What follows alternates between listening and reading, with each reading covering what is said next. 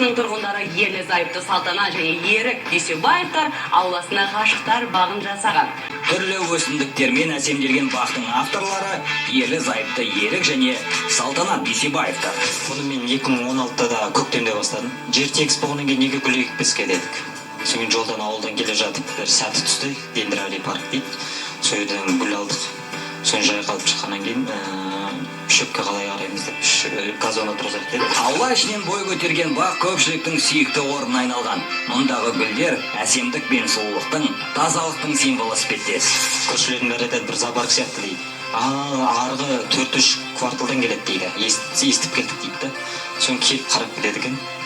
Сол сүйсініп өздері суретке түсіп инстаграмда. Бақ жас отбасымен бірге гүлдеп, жайқалып бара жатқандай. Бір жылдың ішінде бұл жер қала тұрғындарының сүйікті орнына айналуы да мүмкін.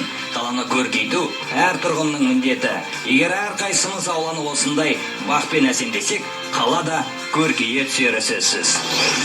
Достар, бүгінге айтарымыз осы.